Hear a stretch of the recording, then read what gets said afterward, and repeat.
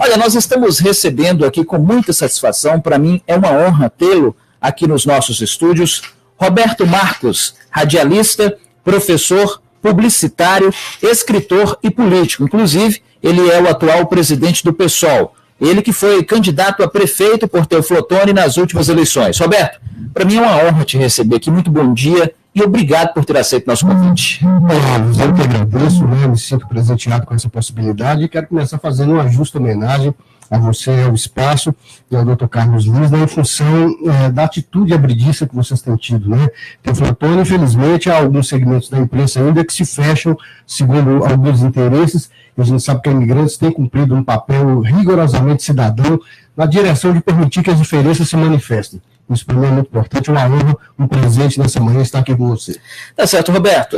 Nós estamos no período eleitoral, eu gostaria de saber primeiro de você se nestas eleições em 2018 o Roberto Marcos é pré-candidato a deputado. Sou pré-candidato a deputado em função de duas questões bastante claras, né? A primeira, a proposição de se fazer uma leitura séria, crítica, até meio dura, que eu recorrentemente faço, do que tem sido a política dos últimos 50 anos da cidade. E os últimos 50 anos da cidade, a leitura que se faz é uma leitura triste, uma leitura, e há a possibilidade, claro, de uma revisão daquilo que foram os últimos 50 anos. Eu tenho dito, Elvis, para onde quer que vá, que tem feito desafio público, se nós pegarmos os últimos 50 anos, com todo respeito a figuras importantes, a exemplo do Dr. Keno Kumar, da deputada Maria José, que tiveram papéis significativos, né, nessa trajetória.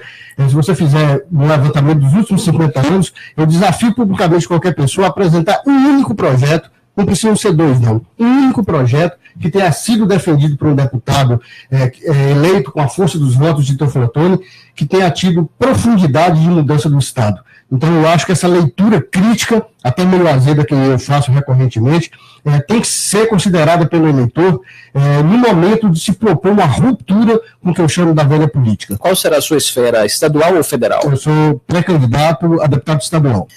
O Roberto Marcos, ele se considera uma pessoa polêmica ou simplesmente alguém que tem a opinião formada e tem a coragem para expô-la e isso acaba confundindo as pessoas? Olha, eu começo a fazer uma autocrítica, eu costumo dizer para os meus amigos que eu tenho um armário enorme na minha casa, cheio de derrotas, cheio de contradições, cheio de tropeços.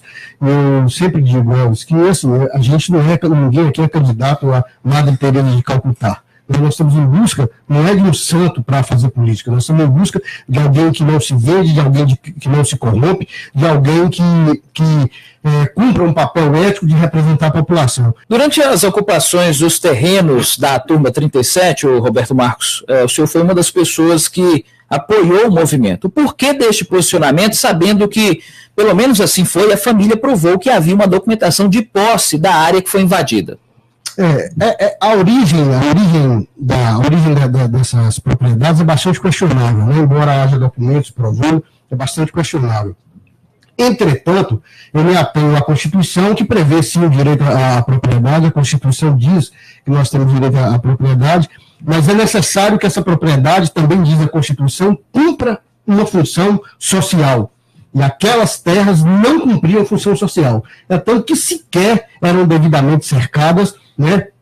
E diante da possibilidade de um déficit de moradia de todo tamanho, de propriedades que não cumpriam função social e cujas origens também foram questionadas por algumas pessoas, o movimento entendeu que devia ocupar aquelas terras. Roberto Marcos, o senhor é o presidente do PSOL e na maioria das vezes o que a gente percebe é que as pessoas confundem o PSOL com o PT. Seus lemas, seus projetos, doutrinas, enfim, são dois partidos diferentes ou existe mesmo alguma semelhança? Existe uma similitude de DNA, né? Nós somos partidos de esquerda, né? O PT não tanto, mas nascedor. O pessoal nasceu o seguinte, quando Lula foi eleito presidente, no primeiro ano do mandato do ex-presidente Lula, nós discordávamos das atitudes, das escolhas que o presidente Lula fazia. E daí uma célula do PT foi ejetada dos limites do partido e fundou-se o PSOL. As pessoas, quando querem desqualificar o PSOL, dizem normalmente duas coisas. Ou que nós somos um partido monotemático, ou que nós somos puxadinho do PT. Nós não temos absolutamente nada a ver com o PT. Inclusive, nós fazemos críticas ácidas ao PT, críticas pela esquerda, mas fazemos críticas ao PT.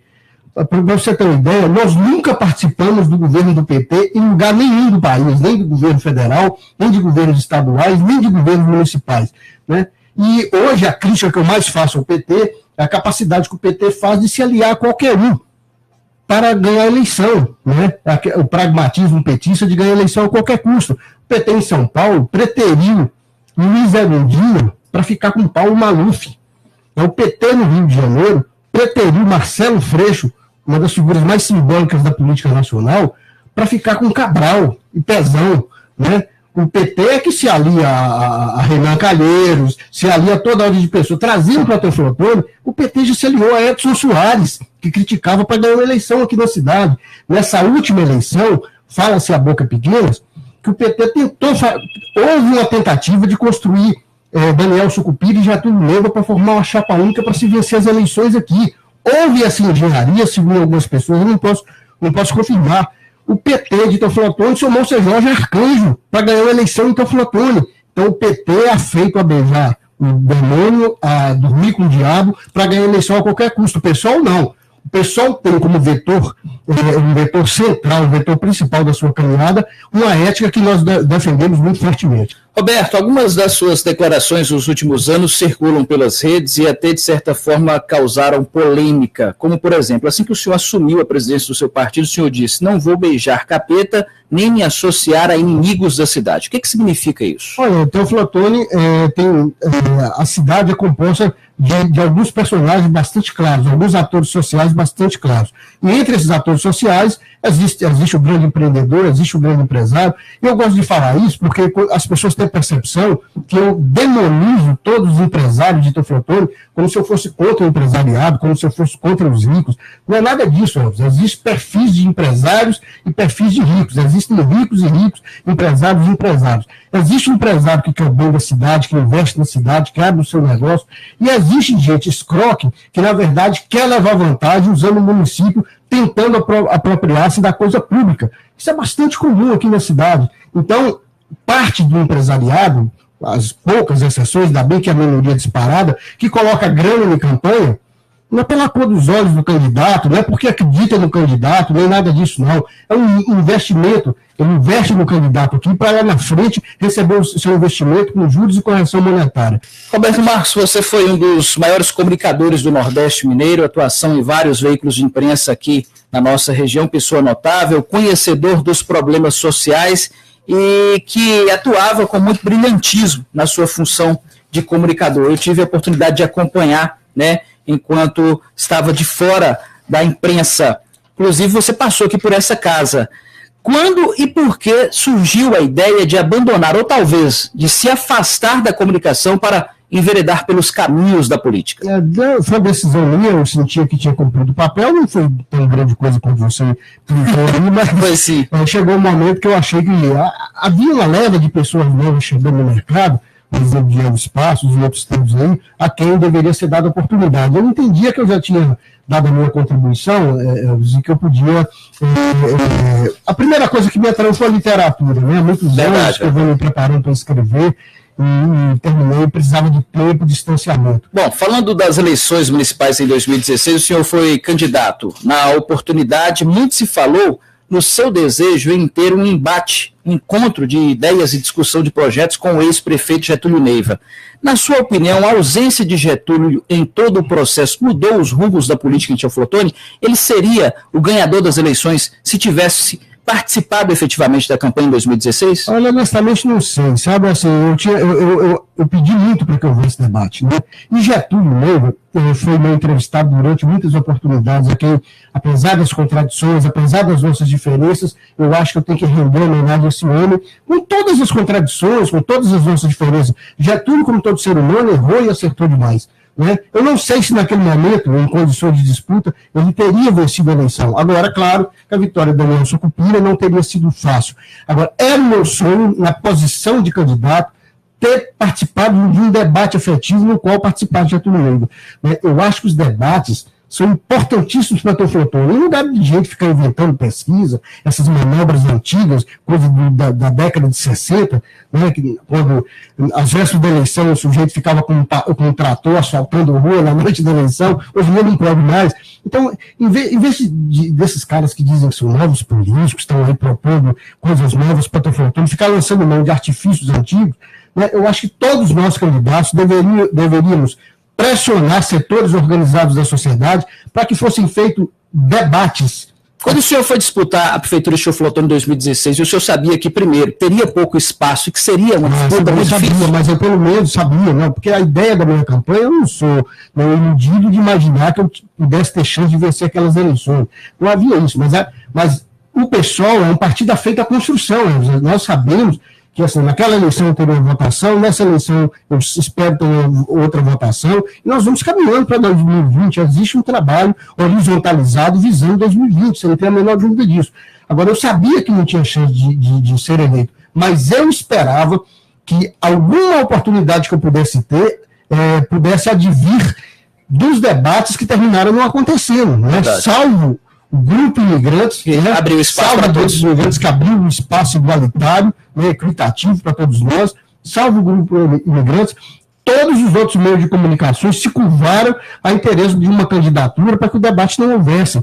O Daniel Sucupira foi eleito prefeito de Teoflotone.